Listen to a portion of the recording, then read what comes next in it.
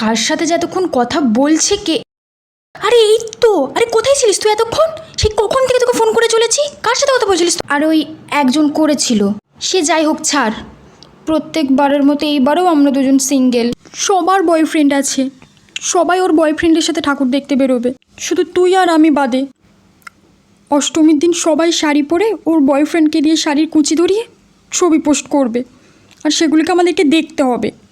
কি আর করব, আমাদের কপালে তো আর সেই সব নেই। তাই আমি এবারে ঠিক করেছি, তুই আর আমি মিলে প্রত্যেক দিন ঠাকুর দেখতে বেরোবো, ঠিক আছে? আমি তো ঠিকও করে নিয়েছি কোন দিন কোনটা পরে কোথায় ঠাকুর দেখতে বেরোবো। শোন না, পঞ্চমী আমার একটা কথা বলা, তুই আমাদের এখানে চলে আসবি, ঠিক আছে? আরে কি হলো, আমাকে কি বলতে দে, কথা বলিনি কথাটা।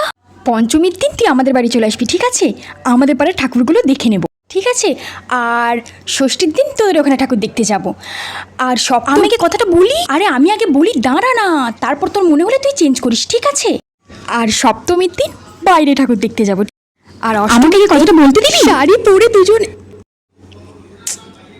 ঠিক আছে বল কি আছে বল। এইবার আমার ঠাকুর দেখতে যাওয়া হবে না। হবে না মানে? তুই কোথাও যাচ্ছিস? তাহলে আবার কেন হবে না? আমি ঠাকুর দেখতে যাব, সেটাই তো বলছি। আমি আর তুই মিলে ঠাকুর দেখতে বেরোবো। তোর সাথে যাওয়া হবে না এবারে। তো কার সাথে বেরোবি? তোকে বলা হয়নি, ওই ছেলেটা আমাকে বলেছিল না, ওকে আমি হ্যাঁ করে দিয়েছি। ওর সাথেই যেতে হবে প্রতিদিন। এটা তো আমাদের প্রথম পুজো একসাথে।